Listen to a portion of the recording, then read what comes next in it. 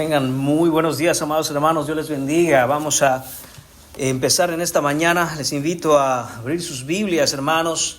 Capítulo 3 del Evangelio de Juan, versículo 16. Estoy seguro que si usted es cristiano, ni siquiera necesita ver su Biblia y el texto porque conoce este versículo. Dice Juan 3:16, porque de tal manera amó Dios al mundo que ha dado a su Hijo unigénito, para que todo aquel que en Él cree no se pierda, mas tenga vida eterna. Vamos a orar, hermanos. Señor y Padre, te damos gracias en esta mañana, Señor. Te agradecemos, Señor, esa misericordia que tú has derramado en nosotros al mostrarnos un amor, Señor Padre, que nuestra mente es imposible que nuestra mente pueda comprender, Señor. Pero gracias, Señor, por amarnos a pesar de nuestro pecado. Gracias, Señor, por darnos a tu Hijo Jesucristo, Señor, y toda bendición espiritual en Él. Pedimos que en esta mañana, Señor, el nombre de tu Hijo sea exaltado. Pedimos, Señor, que podamos experimentar, Señor, por la obra de tu Espíritu Santo en nuestro corazón, esa seguridad del gran amor que tú has dado a cada creyente. También pedimos, Señor, por todos aquellos que escuchando este mensaje aún no han nacido de nuevo, Señor Padre. Pedimos que esa obra que solo tú puedes hacer, Señor, sea hecha en esta mañana en los corazones de aquellos que están sin esperanza. Te lo pedimos en el nombre de tu Hijo Jesucristo. Amén. Amén. Pueden tomar asiento, amados hermanos.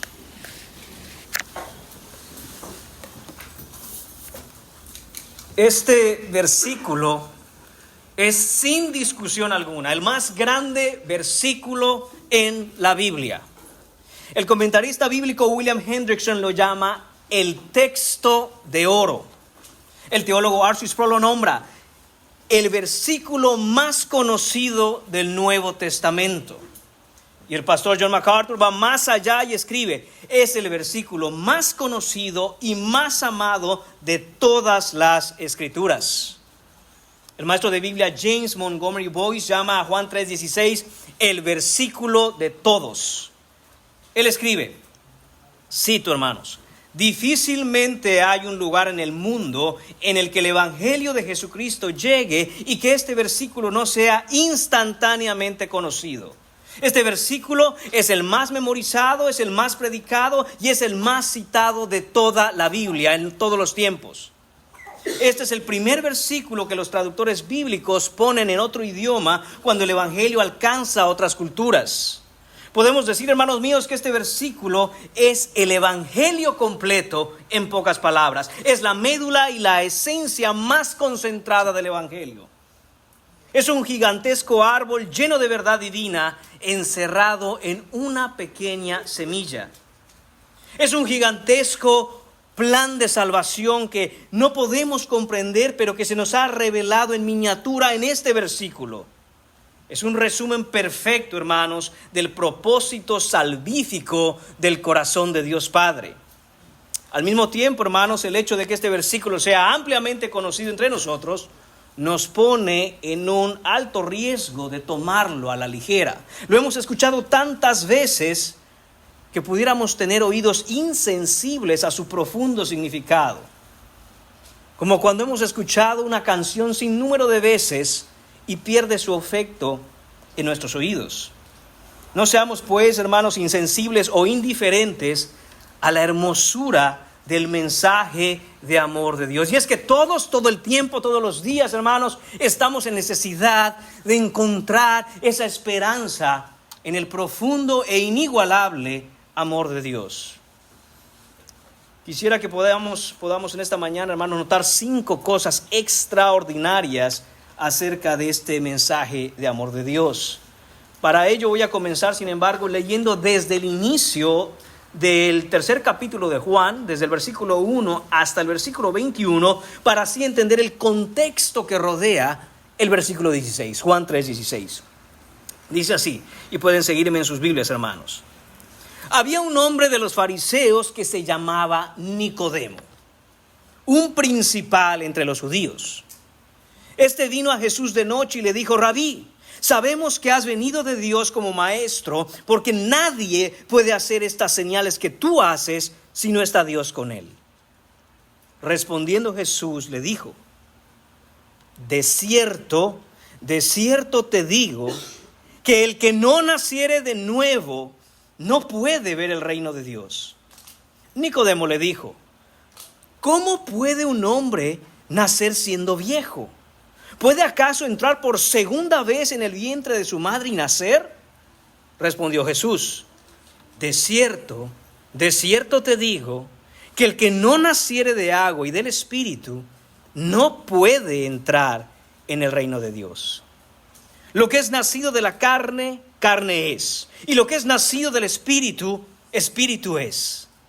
No te maravilles de que te dije: os es necesario nacer de nuevo. El viento sopla de donde quiere y oyes su sonido, mas ni sabes de dónde viene ni a dónde va. Así es todo aquel que es nacido del Espíritu. Respondió Nicodemo y le dijo: ¿cómo puede hacerse esto? Respondió Jesús y le dijo: ¿eres tú maestro de Israel y no sabes esto? De cierto te digo, que lo que sabemos hablamos y lo que hemos visto testificamos, y no recibís nuestro testimonio. Si os he dicho cosas terrenales y no creéis, ¿cómo creeréis si os dijere las celestiales? Nadie subió al cielo sino el que descendió del cielo, el Hijo del Hombre que está en el cielo. Y como Moisés levantó la serpiente en el desierto, así es necesario que el Hijo del Hombre sea levantado, para que todo aquel que en él cree no se pierda, mas tenga vida eterna. Porque de tal manera amó Dios al mundo, que ha dado a su Hijo unigénito, para que todo aquel que en él cree no se pierda, mas tenga vida eterna. Porque no envió Dios a su Hijo al mundo para condenar al mundo, sino para que el mundo sea salvo por él. El que en él cree no es condenado, pero el que no cree ya ha sido condenado, porque no ha creído en el nombre del unigénito Hijo de Dios. Y esta es la condenación: que la luz vino al mundo y los hombres amaron más las tinieblas que la luz, porque sus obras eran malas. Porque todo aquel que hace lo malo aborrece la luz y no viene a la luz, para que sus obras no sean reprendidas. Mas el que practica la verdad viene a la luz, para que sea manifiesto que sus obras son hechas en Dios. Hermanos míos, Nicodemo entendió claramente lo que Jesús le dijo. Este maestro de Israel, este fariseo que conformaba parte de la élite del Sanedrín judío, es decir, de los más sabios maestros entre los fariseos en todo Israel. Pero había algo que él no sabía.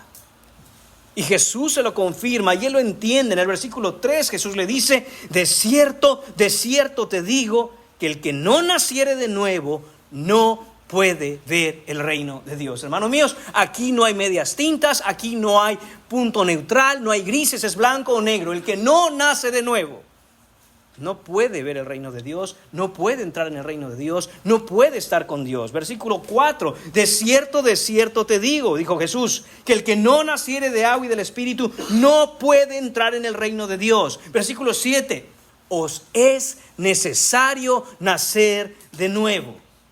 Ante el entendimiento de Nicodemo de esto que Jesús está diciendo, hay dos preguntas que hace Nicodemo que son la misma realmente. La primera es: ¿cómo puede un hombre nacer de nuevo? ¿Cómo puede un hombre nacer por segunda vez?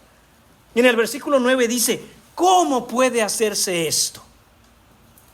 Nicodemo ha entendido, ha sido penetrado y expuesto por las palabras de Jesús y mira su necesidad.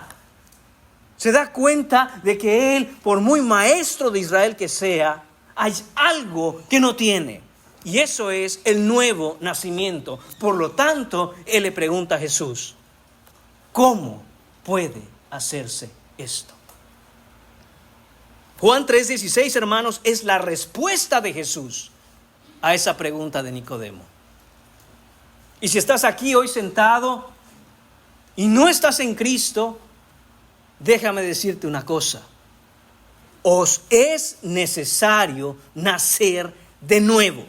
Porque el que no nace de nuevo no puede ver el reino de Dios. De tal manera que si tú en esta mañana estás preguntándote: ¿cómo puede hacerse esto? Esta es la respuesta de Jesús ante esa pregunta. La respuesta de Dios para todo aquel que está aquí sin fe en Jesucristo está delante de nosotros hoy en el versículo 16 de Juan 3. Porque nos es necesario nacer de nuevo. Veamos entonces, hermanos míos, el primer punto de esta mañana del mensaje de amor de Dios, este extraordinario amor. Punto número 1, el extraordinario amor. Dice el texto, porque de tal manera amó Dios al mundo. Empieza el versículo con lo que, hermanos míos, es el más grandioso amor que este mundo ha visto o ha oído. El amor de Dios por este mundo. Ningún amor puede compararse con este amor, porque, hermanos míos, nadie puede compararse con Dios y nadie puede compararse con la manera en que Dios ama. Ningún corazón puede compararse con el corazón de Dios. Cualquier otro tipo de amor se queda corto. Cualquier otro tipo de amor es insignificante cuando se compara con este amor insuperable y extraordinario. Ni el amor de un padre por sus hijos, ni el amor de una madre por sus hijos, ni el del esposo por una esposa, ni una esposa por el esposo, ni un abuelo por sus nietos. Nada puede compararse ni de cerca con la altura, la profundidad, la anchura, la longitud de este extraordinario amor de Dios por el mundo. El amor de Dios es una gigantesca ola que ha inundado el mundo entero. No hay un lugar en donde la gracia de Dios no haya sido derramada por este mundo, porque este mundo es tan perverso, es tan malvado. Cada día vemos, hermanos míos, y nos basta con escuchar quizá las noticias para darnos cuenta de la perversidad que hay en este mundo. Y sin embargo, Dios, en lugar de destruirlo por completo, ha hecho lo contrario, ha derramado su amor por este mundo. ¿Quién puede amar así, hermanos míos? Debemos darnos cuenta y tener bien en claro que el único capaz de amar de esta manera es Dios. Dios es el único que puede amar así. Dios es el supremo salvador en el universo y ama al mundo de una manera que no es posible para nosotros entender. Dios es santo, es infinito, es perfecto, y así también es el amor de Dios, santo, infinito y perfecto. Cuando decimos que el amor de Dios es santo, quiere decir, hermanos, que no está contaminado con absolutamente nada. No hay impurezas en su amor. Por mucho que un ser humano ame, por mucho que un padre ama a su hijo, que una madre ama a su hijo, está contaminado por nuestra naturaleza pecadora. Pero el amor de Dios, hermanos míos, es absolutamente puro. Es el amor perfecto, es la más pura corriente de amor que ha inundado este mundo. Su amor además es infinito, lo que quiere decir que es sin medida, que es vasto, sin límites, interminable e inagotable. Su amor es perfecto porque no tiene fallas o errores. En su amor, hermanos míos, en el amor de Dios que ha derramado por este mundo, no hay equivocaciones. De hecho, la naturaleza misma de Dios es amor. Este es uno de los pocos atributos de Dios que podemos encontrar en la Biblia, en la que leemos directamente que Dios es. Dios es amor. No solo que Dios ama, no es solo algo que Dios hace o puede hacer o es capaz de expresar, sino que la naturaleza misma de lo que es Dios es amor. En primera de Juan, capítulo 4, versículo 8, la Biblia nos dice clara y directamente: Dios es amor. En primera de Juan, capítulo 4, versículo 16, de nuevo, Dios es amor. La Biblia de las Américas traduce primera de Juan, capítulo 3, versículo 1 de esta manera: mirad cuán gran amor nos ha otorgado el Padre. Cuán gran amor, hermanos míos, esas dos palabras, cuán gran, literalmente significan qué tipo de amor, qué forma de amor. ¿Qué tipo de amor es este? Expresa asombro y admiración cuando consideramos la clase de amor que nos ha otorgado el Padre. Este amor va más allá de cualquier amor humano. Este amor va más allá del amor que el mundo conoce, va más allá de cualquier cosa que hayamos experimentado. Este amor viene de Dios. Este mundo no sabe absolutamente nada acerca del amor cuando lo comparamos con el amor de Dios. Es un amor más alto, es un amor más profundo, es un amor más fuerte, es un amor más noble, es un amor más puro que el amor que este mundo ha conocido. Nada se puede comparar, hermanos míos, con la manera en que Dios ha derramado su amor en el mundo. Su amor es abundante. Debemos notar también la abundancia de este amor. Dice: de tal manera amó Dios. De tal manera amó Dios. Dios es quien ama, pero ahora vemos estas tres palabras, de tal manera. No existe una palabra ni en español, ni en ningún idioma humano, ni siquiera en el griego original en que fue escrito este texto, que pueda atrapar toda la esencia del amor con que Dios ama. Por eso escribe Juan, de tal manera, de esa manera, la manera en que Dios ama. Y esta palabra amor se expresa con la palabra agapeo en el original. Quiere decir que no es una atracción física, no es eros. Quiere decir que no es un amor entre amigos o hermanos, no es fileo, sino que es la forma más alta de amor, es un amor incondicional. Esto quiere decir, hermanos míos, que este amor no tiene límites porque no es provocado o producido por la belleza o el valor de aquel a quien se ama. Ese es el amor de Dios. Y en ese sentido es absolutamente diferente de cualquier expresión de amor que nosotros podamos tener. Para ponerles un ejemplo, hermanos, mire, creo que podemos entender claramente que una persona se sienta movido a amar a otra debido a las cualidades de ese alguien. Eso es entendible. Cuando alguien tiene cualidades, es fácil sentirse atraído y movido a amar a esa persona. Cuando una persona es así, es fácil amarla. Produce que nosotros amemos a una persona así. Lo que no podemos comprender es este tipo de amor con el que Dios elige amar a un mundo que le es rebelde, a un mundo que le es perverso y a un mundo que le es repulsivo. Porque ciertamente en los pecados que tenemos como género humano, como humanidad en este planeta, le somos repulsivos a Dios. Eso no lo puedo entender, hermanos míos. El objeto del amor de Dios es el mundo. ¿A quién amó Dios? Al mundo. Quien recibe este amor de Dios es el mundo. La grandeza de este amor se muestra en haber escogido al mundo para que Él derramase su perfecto amor. Un mundo perdido, un mundo lleno de pecado, un mundo vil, rebelde, culpable, sucio, corrupto, depravado. Y Dios escogió amar a este mundo. No existe ninguna razón en este mundo para que este amor haya sido derramado sobre él. No existe absolutamente nada en el mundo que Dios haya podido ver y diga, me mueve amar al mundo. Este amor, hermanos míos, se refiere al amor que nace en el corazón de Dios, como hemos dicho ya, porque Dios es amor, lo derrama sobre el mundo. La palabra mundo aquí se refiere a la humanidad en su sentido general. Sea uno creyente o uno no sea creyente, esa persona sigue viva y está siendo sustentada por la gracia general de Dios, porque Dios es amor. Dios amó al mundo porque Él ha elegido amar al mundo. Dios amó al mundo no por causa del mundo, sino a pesar del mundo. Dios nos amó mucho antes de que alguno de nosotros le amáramos a Él. Primera de Juan capítulo 4, versículo 10 dice, en esto consiste el amor. ¿Quiere usted saber qué es el amor? La Biblia lo dice en este versículo. En esto consiste. Esto es el amor. Ninguna otra cosa es verdadero amor, sino esto que vemos en Primera de Juan capítulo 4, versículo 10. No en que nosotros hayamos amado a Dios, sino en que Él nos amó a nosotros. Eso es amor. Y Primera de Juan capítulo 4, versículo 19 nos dice, nosotros le amamos a Él porque Él nos amó primero. El amor que pudiéramos nosotros expresar, sentir y tener por Dios es solo un reflejo de su amor.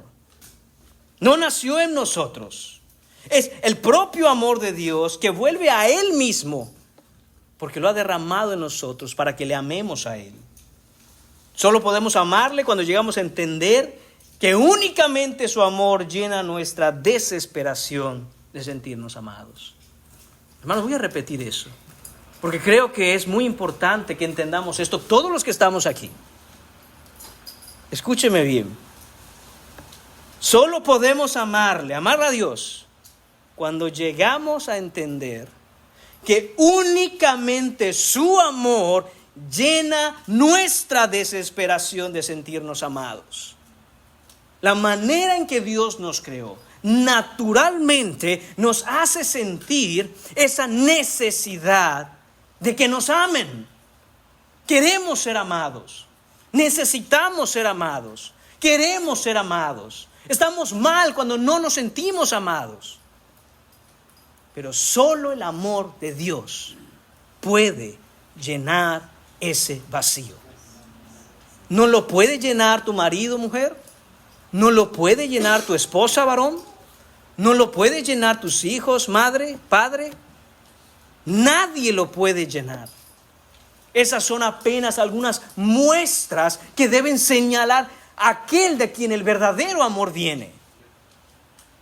Cuando un esposo ama a su esposa y ella se siente amada, no es por causa del esposo, es por causa de Cristo obrando en el esposo.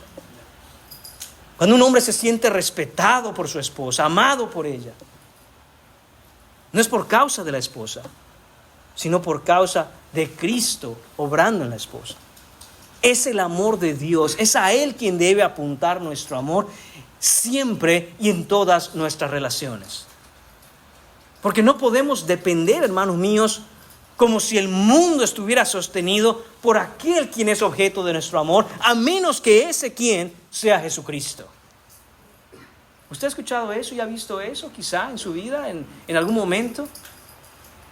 Que sucede quizá algún acto, alguna situación, algún acontecimiento triste. La mujer queda viuda, por ejemplo, y se le cae el mundo. Por supuesto que es algo doloroso. Pero no se te va a caer el mundo, mujer, aun si tu marido te faltase, si claramente tienes tu amor sostenido en Jesucristo. Y al revés es lo mismo. Muchos pierden la esperanza completa quizá cuando quedan viudos, pierden a su esposa, o unos hijos quedando huérfanos, o una madre perdiendo a sus hijos. Pero si entendemos, hermanos míos, que lo único que puede satisfacer nuestra necesidad de sentirnos amados es el amor de Dios, entonces en el amor de Dios estamos absolutamente seguros. Podemos perder la casa, el carro, la salud, podemos perder cualquier cosa, incluida la vida. Pero si tenemos el amor de Dios que es perfecto y maravilloso, ese amor que es incomprensible y nos llena, hermanos míos, entonces nada nos puede faltar. ¿Quién puede entender este amor? ¿Quién puede comprender este tipo de amor, hermanos míos? Nadie puede. Solo puede ser revelado al corazón del hombre por la Escritura. Es tan incomprensible, es inimaginable, es inexplicable. No hay explicación para el hecho de que Dios amó este mundo, excepto que Dios es amor. Que eso es lo que es Dios. Segundo, quiero que veamos, hermanos, el extraordinario sacrificio. Hemos hablado de ese extraordinario amor de Dios. Pero ¿cómo sabemos que ese amor es real, hermanos? Por el extraordinario sacrificio. El verdadero amor es sacrificial. No podríamos hablar del extraordinario amor sin hablar del extraordinario sacrificio. Porque si no hay sacrificio, entonces no hay amor. Y podemos tomar eso, hermanos míos, y aplicarlo a nuestras relaciones y a nuestra vida. Debemos aprender a vivir sacrificialmente para que podamos crecer en vivir de manera que mostremos ese amor. Repito, sin sacrificio no hay verdadero amor. Hombres jóvenes que un día encontrarán, quizá hoy son solteros y quizá están orando por una ayuda idónea, que el Señor les mande una esposa. Sin sacrificio no hay verdadero amor. Muchacha joven que quizá está orando porque un varón de Dios un día sea su marido. Sin sacrificio no hay verdadero amor. El verdadero amor es sacrificial. Este versículo dice, porque de tal manera amó Dios al mundo que ha dado a su Hijo unigénito. el dador aquí es el Padre. El dador aquí es Dios Padre. Dios Padre amó al mundo, ya lo vimos. Y todo este amor se derrama desde las profundidades del corazón de Dios Padre, porque Él es el autor y el arquitecto del plan de salvación de principio a fin. Es Dios Padre en la Trinidad, en la divinidad, y es el Hijo quien se somete a la voluntad del Padre, quien lo comisiona y lo envía a este mundo. Fue el gran amor de Dios por este mundo que nos dio a su Hijo unigénito. Ese verbo dar nos habla del sacrificio que el Padre hizo. Tenemos que entender que nos dice la Escritura, precisamente empieza el Evangelio de Juan diciendo: en el principio era el verbo, y el verbo era con Dios. Cuando se habla del verbo se está hablando de Jesús. Y dice: este era en el principio con Dios. Todas las cosas fueron hechas en Él, y sin Él nada de lo que ha sido hecho fue hecho. En Él estaba la vida, y la vida era la luz de los hombres. Desde la eternidad pasada, hermanos míos, el Padre ha estado en perfecta comunión con el Hijo y el Espíritu Santo. Y venido el cumplimiento de los tiempos, Jesucristo fue enviado, nos fue otorgado, nos fue dado. Dios dio a su Hijo unigénito, porque el que mucho ama, mucho da. Podemos medir la magnitud del amor de alguien al mirar la magnitud de lo que ese alguien sacrifica. Podemos medir la magnitud del amor de alguien al mirar la magnitud de lo que ese alguien sacrifica. El amor que lo da todo no escatima nada. Ese es el amor en su máxima medida. ¿Qué es lo que Dios Padre nos dio? O, mejor dicho, ¿a quién es que Dios Padre nos dio? Responder esta pregunta, hermanos, nos ayuda a entender el extraordinario amor de Dios. Dios dio a su Hijo unigénito. Lo decimos fácil, hermanos. Nos dio a su Hijo unigénito. ¿Qué significa unigénito? Significa primariamente dos cosas. Primero, que Él es el único Hijo de Dios Padre. No tiene otro, solo tiene uno, Jesucristo. Y significa único también en otro sentido, que nadie es como Él, que no hay ninguno como Él. Él es único en su tipo, único en su clase. Nadie más es como Jesucristo. La pregunta es: ¿podría Dios Padre haber sacrificado algo de mayor valor? ¿Podría haber en el cielo algo que Dios guardara y diga: esto vale más que mi Hijo? Nada hay más valioso que Jesucristo, hermanos. Y Él nos ha dado a su único Hijo. ¿Qué valor tiene su Hijo? Déjenme darle una idea, hermanos. Habría sido mucho más fácil que Dios entregara el mundo entero en sacrificio que darnos a su Hijo.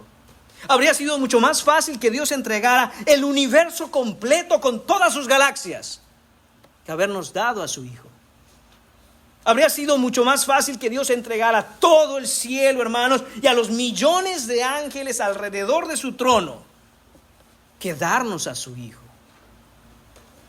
Pero este sacrificio es el más extraordinario sacrificio de todos, porque Dios ha dado a su Hijo unigénito, a su único Hijo. Habría sido un sacrificio increíble, hermanos, si Dios hubiera dado un hijo.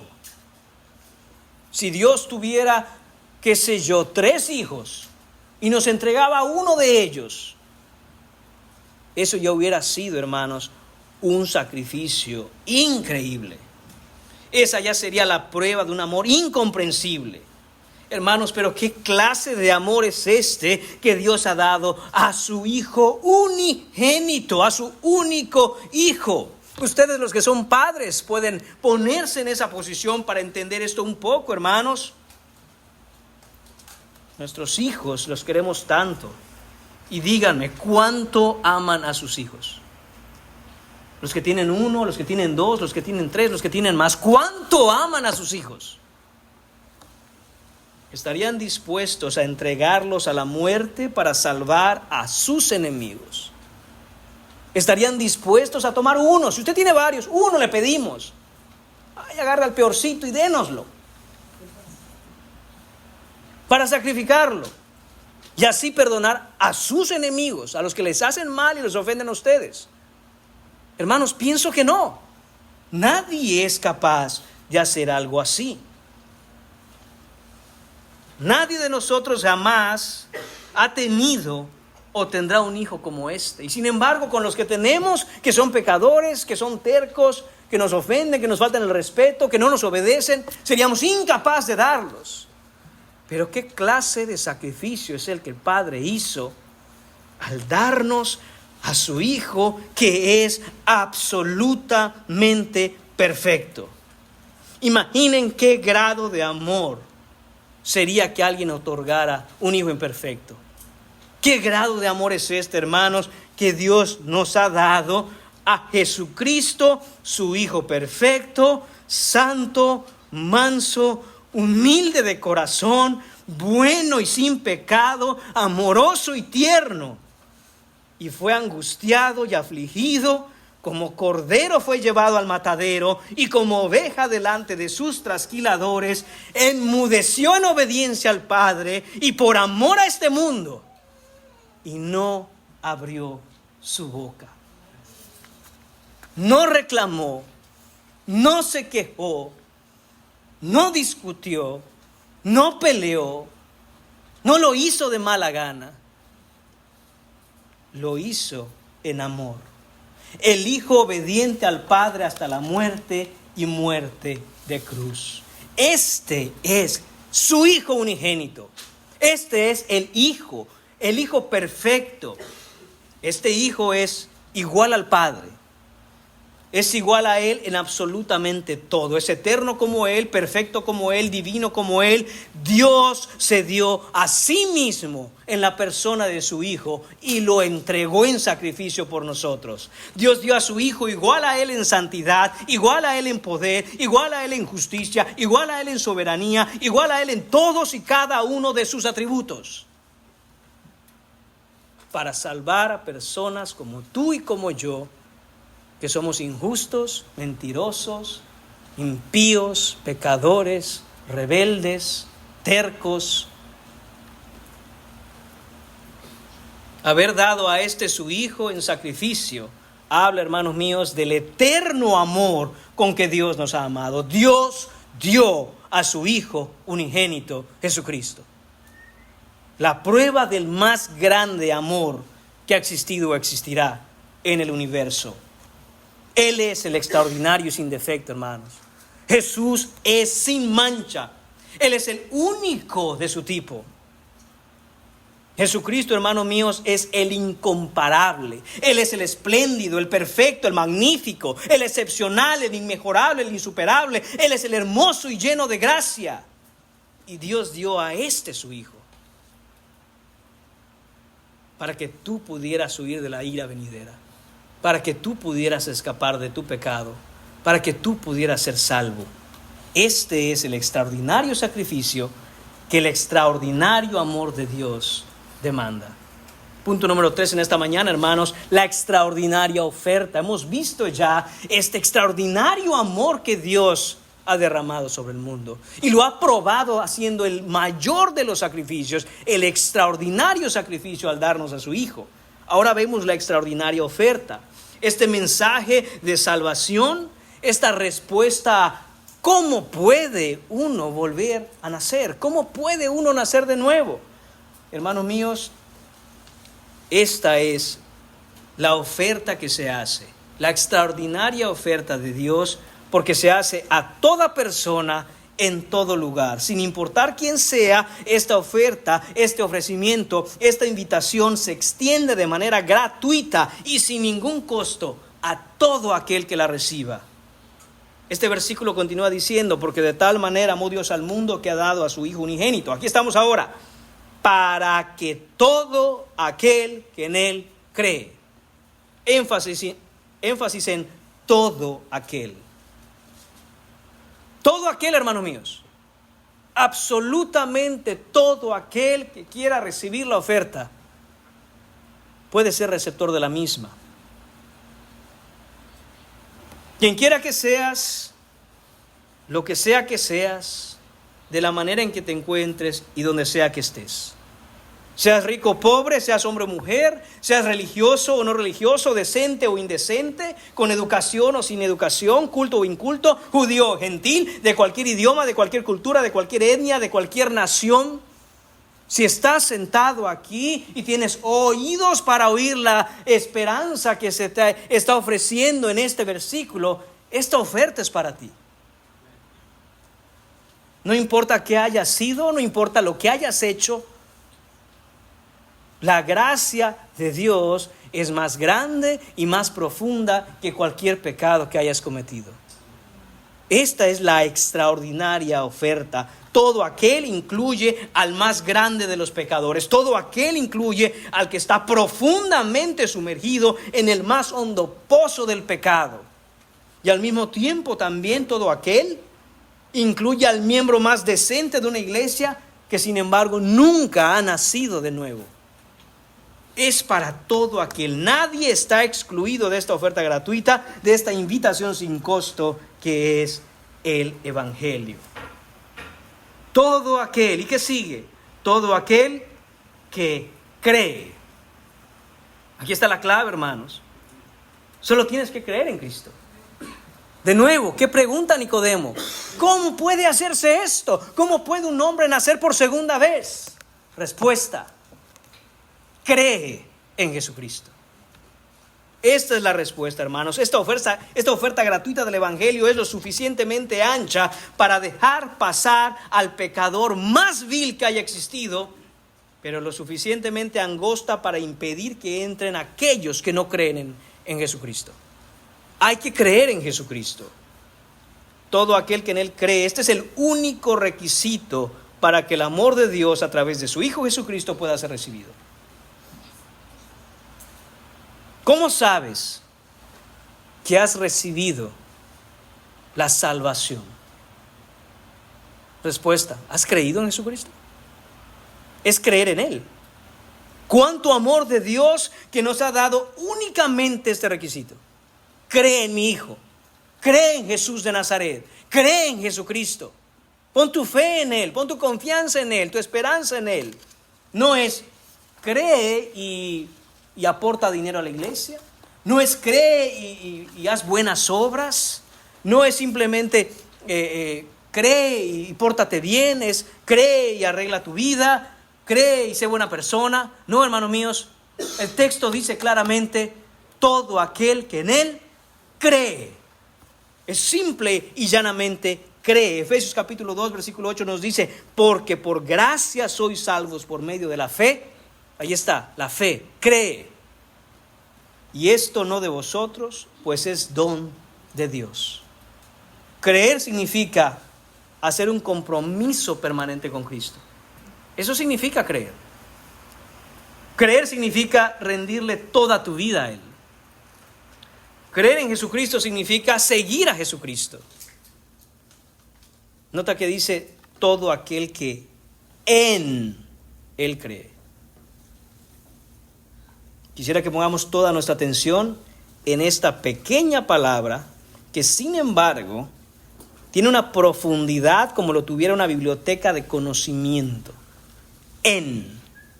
Esa palabra en el griego es la palabra eis, E-I-S. Y se usa para expresar la idea de movimiento, de acción, de desplazamiento hacia adentro, de moverse intencionalmente, voluntariamente en dirección a algo. Y esto hace la diferencia, hermanos. Una gran diferencia. Entender esto debe cambiar la manera en que el concepto de creer en Cristo está en nuestra mente. ¿Por qué? Hermanos míos, porque una cosa es creer en algo en el sentido de tener la idea. Una cosa es tener información o el concepto en la cabeza, en la mente y decir eso es verdad. Y otra cosa muy diferente es actuar a voluntad, movido o motivado en dirección a aquello en que se cree. Es algo muy diferente. Hay mucha gente que dice: no, yo creo en Dios, yo creo en Dios. No, yo creo en Jesús. Pero no es el en que Juan 3:16 nos dice. No es ese en que implica acción y movimiento. No es ese en que mueve la voluntad y motiva todos los deseos del corazón. Uno puede estar, hermanos míos, a manera de ejemplo, uno puede estar, digamos, parado frente a un elevador mirándolo. Usted probablemente ha tenido la necesidad o ha estado en la situación en donde usa un elevador. Usted sabe cómo funciona. Usted se para frente al elevador y lo ve, ahí está. Usted puede tener, hermano mío, el conocimiento y el entendimiento de lo que es un elevador, para qué sirve, cómo funciona.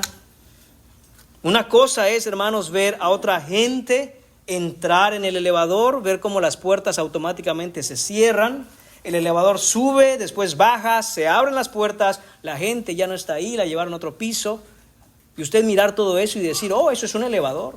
Y usted creer que ese elevador le puede llevar al piso que necesita usted llegar. Porque ha visto que otras personas se meten ahí y se las llevan y regresa el elevador sin ellas. Usted puede saber todo eso. Incluso usted puede a lo mejor ser mecánico de elevadores y decirse hasta cómo funciona este elevador. Pero nada de ese conocimiento lo puede llevar a usted al piso que usted necesita llegar. Por mucho que usted sepa acerca de ese elevador.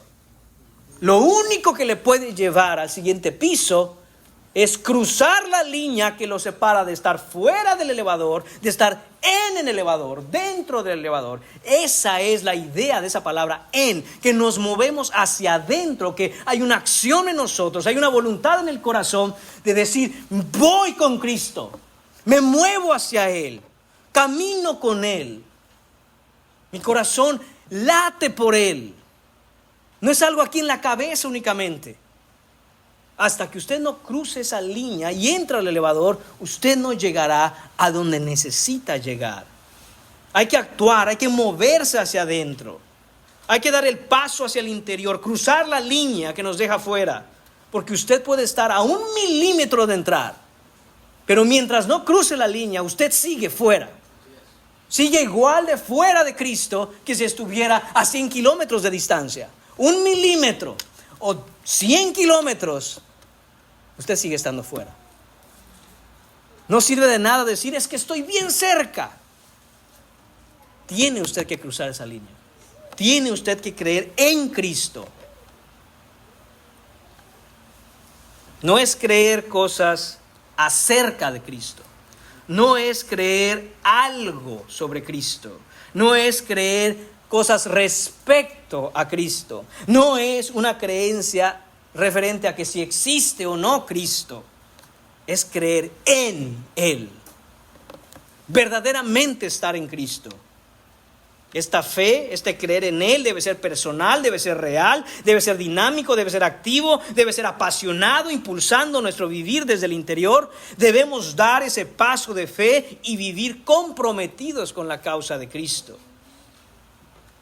Todo aquel que en Él cree, ese Él, ya sabemos a quién se refiere al Señor Jesucristo. Él es el objeto de nuestra fe y es importante que ese Él esté ahí, porque no es simplemente cree. Eso no es fe bíblica, eso no es fe cristiana, porque ese es otro tipo de fe que el mundo está diciendo hoy. Yo tengo mucha fe. No es la cantidad de fe la que salva. Es en quién está depositada esa fe, aunque sea poca, aunque sea como un grano de mostaza. Porque no es la fe la que salva. Es aquel en quien depositamos nuestra fe quien nos salva. Es cree en Jesucristo. Esa es la fe bíblica. Esa es la fe que salva, porque solo Jesucristo es capaz de salvar. No es poner fe en la iglesia, no es poner fe o creer en una oración que hiciste con el pastor de la iglesia, no es creer, hermanos míos, en la fe de alguien más. La fe de nadie más te va a salvar. Los jóvenes aquí, los niños aquí, pueden tener padres cristianos, nacidos de nuevo por el poder del Espíritu Santo, con sus nombres escritos en el libro de la vida, lavados por la sangre del Cordero, santificados por la obra del Espíritu Santo. Y esa fe, joven, no te va a salvar a ti. La fe de tus padres no te salva a ti. Tú tienes que creer. Tú tienes que poner tu fe en Jesucristo. Algunos maridos no son creyentes y tienen esposas que son nuestras hermanas. Hombre, varón, la fe de tu esposa no te va a salvar. Tu esposa puede estar de rodillas orando por ti todo el tiempo y hace bien y es bueno, pero tú tienes que poner tu fe en Jesucristo. Algunos casos son a la inversa también, hermanos. Se dan casos a la inversa donde el creyente es el varón, el marido, y la mujer no cree.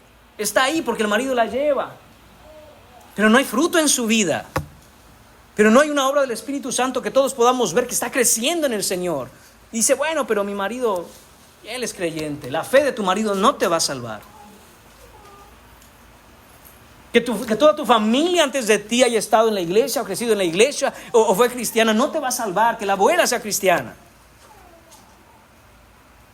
Esta fe es personal, hermanos. Y todos los que están aquí de nuevo, aquellos que no han nacido de nuevo, los que no están en Cristo, los que no tienen fe en Cristo Jesús, pon tu fe en Jesucristo hoy.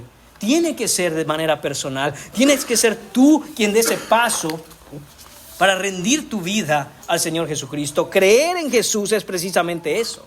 Rendir nuestra vida a Él. No es simplemente estar de acuerdo con la enseñanza de una iglesia. No es estar de acuerdo con las ideas que expresó Jesús. No es estar de acuerdo con los criterios morales o las costumbres cristianas. Creer en Él es someterse a su señorío. Es crecer en amorosa obediencia a su palabra. Creer en Él es negarte a ti mismo y seguir a Cristo. ¿Has creído en Jesucristo? Tienes esta esperanza en Él. ¿Qué esperas para tenerla? No la vas a encontrar en ningún lado. No se te va a ser ofrecida en ninguna otra parte. Es solo por la palabra de Dios. Es solo en Jesucristo. Es solo por el amor que Él ha expresado, dando a su Hijo en sacrificio, y la ofrece de manera gratuita a todo aquel que la quiera aceptar. ¿Qué te detiene hoy de venir corriendo a los pies del Salvador, sabiendo que sin Él estás camino a la condenación? ¿Qué te detiene de abrazar los pies del hermoso y precioso Salvador Jesucristo? ¿Qué te detiene? Ven corriendo a Él, ven hoy, ven ya, ven ahora, ven pronto, porque mañana puede ser demasiado tarde. Hoy se te abren las puertas del cielo de par en par y se te pide que entres corriendo en fe en Jesucristo a Él. ¿Qué esperas? Tal vez esta oferta del Evangelio no la vayas a escuchar de nuevo.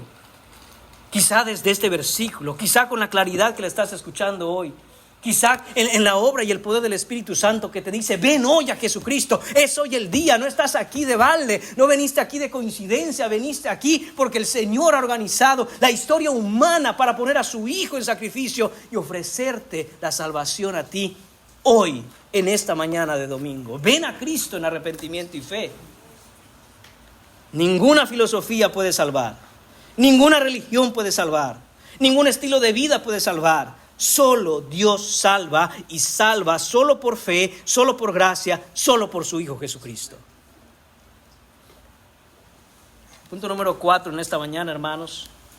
Extraordinaria salvación. Ya hablamos de la oferta. Hablemos ahora de qué es lo que está contenido en esta oferta del Evangelio. Hermanos, no hay salvación que se compare con esta salvación que esta oferta propone. Hemos sido rescatados de algo. Ese es, hermanos míos, el punto. Que el Señor nos ofrece rescatarnos, salvarnos de algo. Y cuando no estamos claros, cuando no hemos entendido bajo qué peligro nos encontramos y cuál es nuestro destino si no nos salva el Señor, hermanos míos, entonces no podemos entender la gran salvación que el Señor nos ofrece. Dice el texto, de nuevo lo leo por cuarta vez, porque de tal manera amó Dios al mundo que ha dado a su Hijo unigénito para que todo aquel que en Él cree, y aquí están estas tres palabras, no se pierda.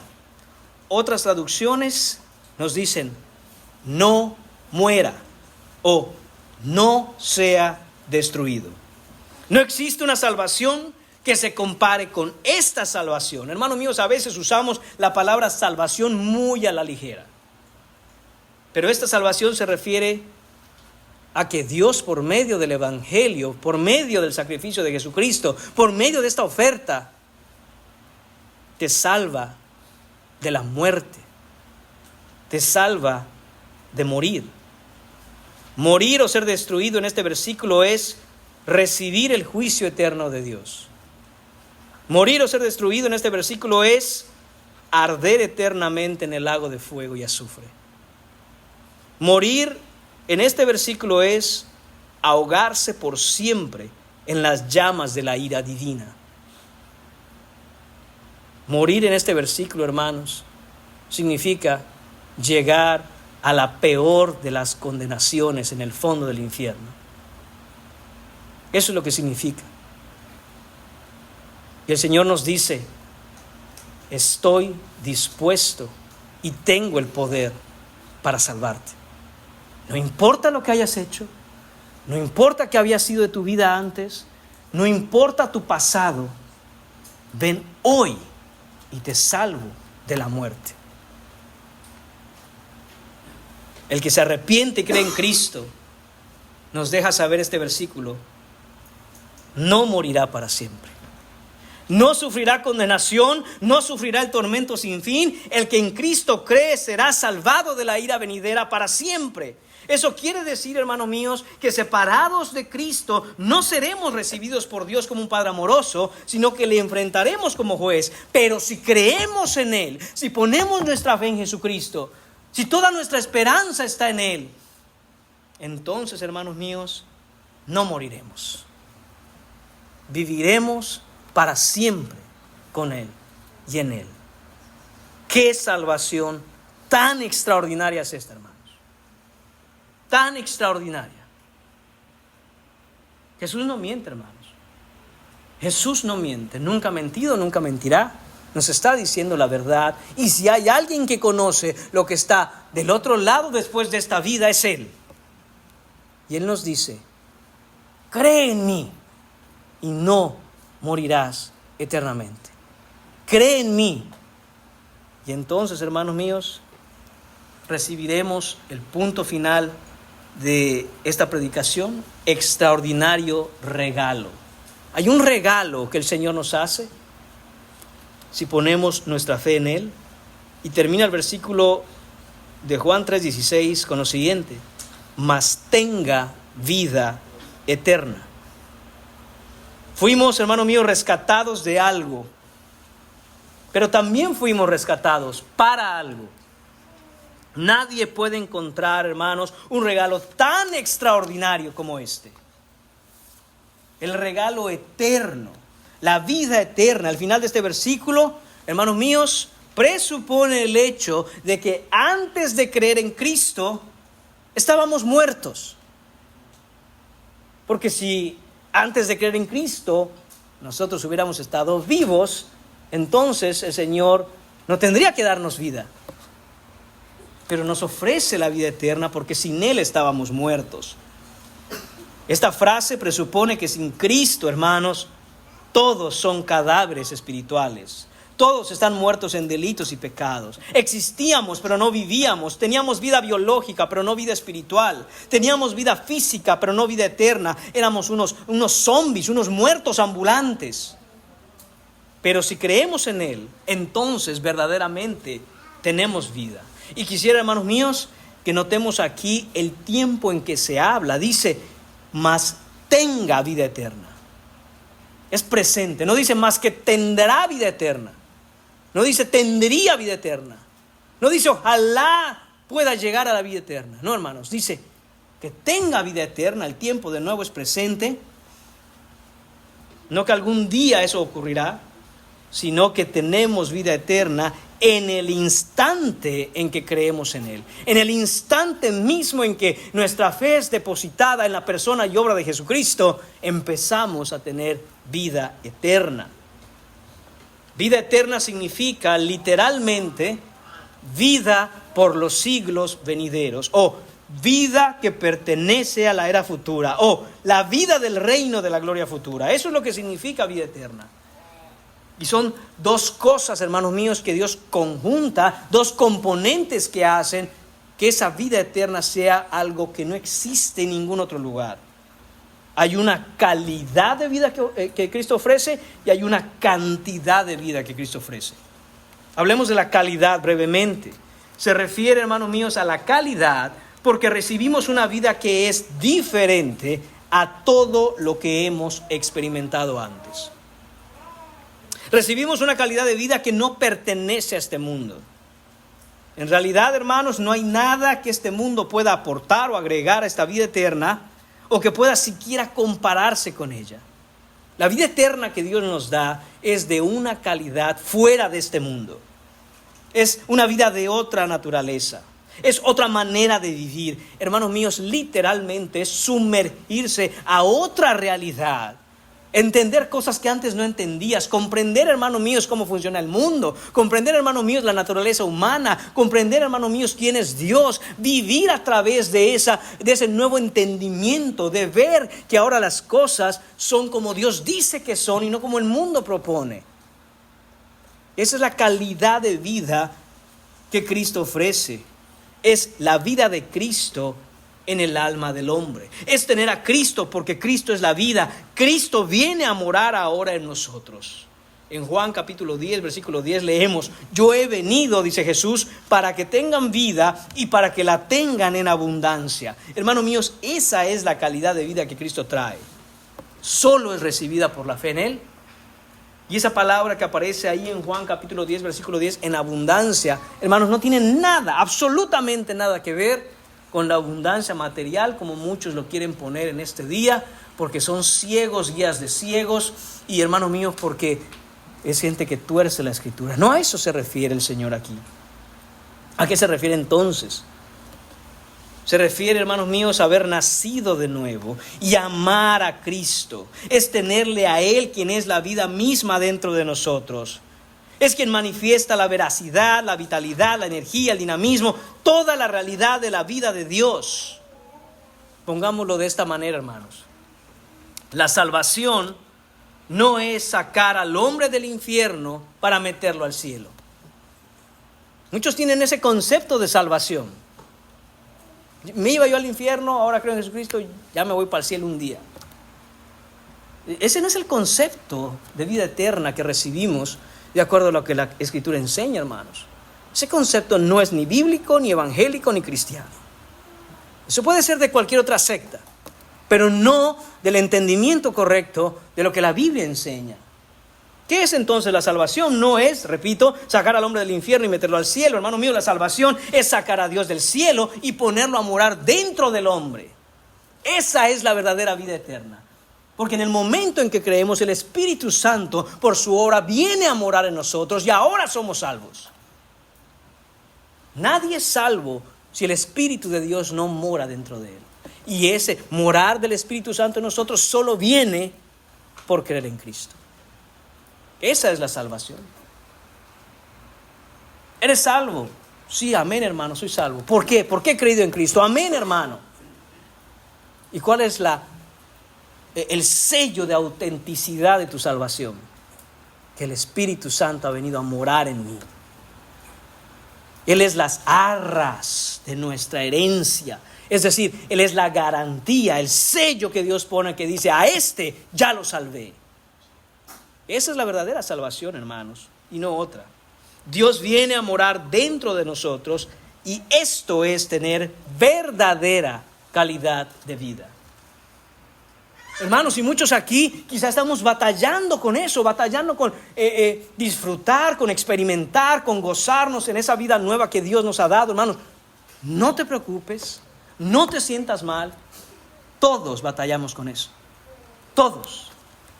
Es que, hermano, se oye muy bonito. Es que, hermano, soy hermoso, hermano. Veo a Cristo y amén, yo lo quiero en mi vida, pero simplemente no veo cómo eso es parte de mi vida. Mi pregunta para aquellos que están batallando así es esta: ¿pero amas a Jesucristo?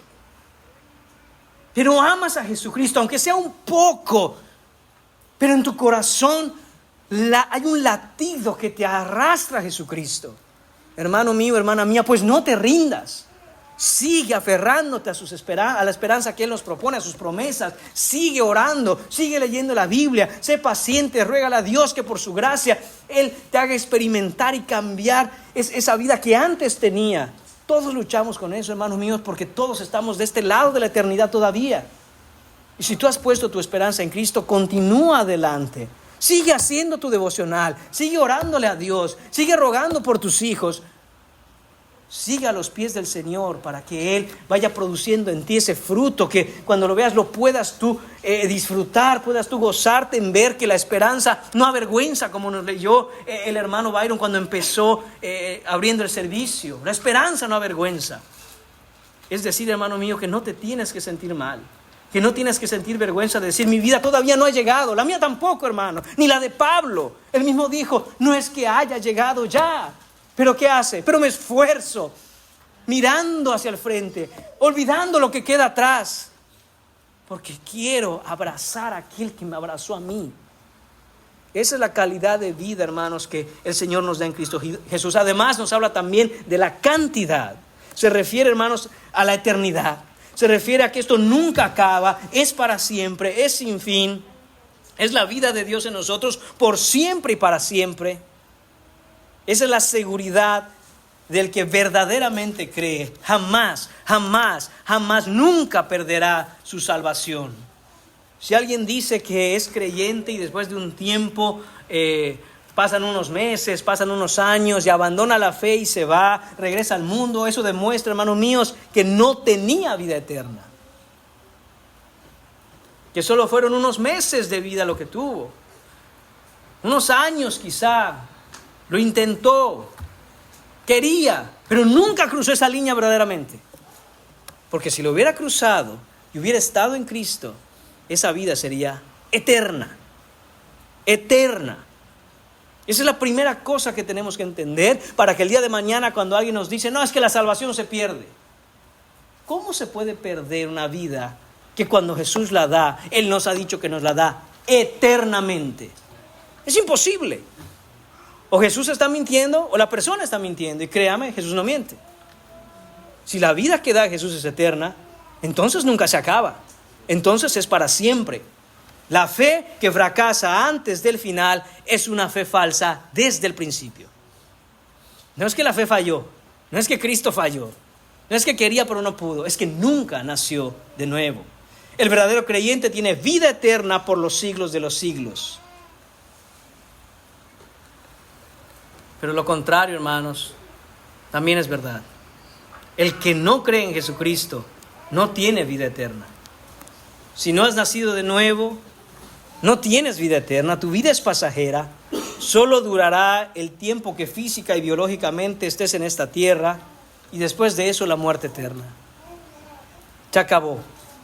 Si tú estás aquí en esta mañana y no tienes la fe puesta en Jesucristo, tu corazón está latiendo, tus pulmones están respirando aire, pero sin Cristo es cuestión de tiempo. El reloj está marcha atrás para ti y no para. Ese reloj va avanzando, tic tac, tic tac, tic tac, tic tac, tic tac, tic tac, y cada segundo que pasa es un segundo más cerca de la condenación. Solo en Cristo Jesús podemos escapar de esa grande condenación, porque solo Cristo Jesús nos puede dar esa grande salvación y ese extraordinario regalo de la vida eterna. Qué extraordinaria esperanza, hermanos, es este versículo. Qué profunda y extraordinaria esperanza es saber que de tal manera amó Dios al mundo para que todo aquel que en Él cree no se pierda, sino tenga vida eterna. Es un extraordinario amor el que Dios nos ha dado. Extraordinario amor porque de tal manera amó Dios al mundo. Extraordinario sacrificio porque dio a su Hijo unigénito. Extraordinaria oferta porque es para todo aquel que en Él cree. Extraordinaria salvación porque aquel que en Él cree no morirá. Extraordinario regalo porque el que cree en Jesucristo tiene vida eterna. ¿Has recibido este regalo? ¿Tienes a Jesucristo en tu vida? ¿Has respondido a esta oferta? Termino solo pidiéndole a todos aquellos que no estén en Cristo, vengan a Cristo hoy. Hoy es el día de salvación, no mañana. Y si Dios ha hablado a tu corazón hoy, no lo endurezcas. Dios no echa fuera un corazón contrito y humillado. Dios está dispuesto a darte esa grande salvación hoy, ahora, aquí, ya. Hagas lo que hagas, no salgas como entraste. Porque todos nosotros tenemos cosas con las que luchamos, problemas con los que tenemos que lidiar, de todo tipo. Pero la esperanza es que en Cristo Jesús, Dios nos ha amado de tal manera que su extraordinario amor no falla, hermanos. Aferrémonos a Él por siempre. Cree en Jesucristo, cree en Él por siempre. Y que la gracia del Señor llene nuestros corazones con ese amor que Él nos ha dado en su Hijo. Oremos, hermanos. Señor y Padre, te damos las gracias por ese extraordinario amor, ese mensaje de amor que tú nos has dado en tu Hijo Jesucristo. Él es la palabra, Él es el verbo, Él es el mensaje. Él es el único en que hay salvación. Señor, gracias por dárnoslo. Pedimos, Señor, que este versículo y toda tu palabra, Señor, no los ignoremos, no los echemos en balde roto, Señor. Padre, sino que hagamos, Señor mío, lo que nos dice el texto, creer en tu Hijo. Te lo pedimos, Señor, en el nombre de tu Hijo Jesús. Amén.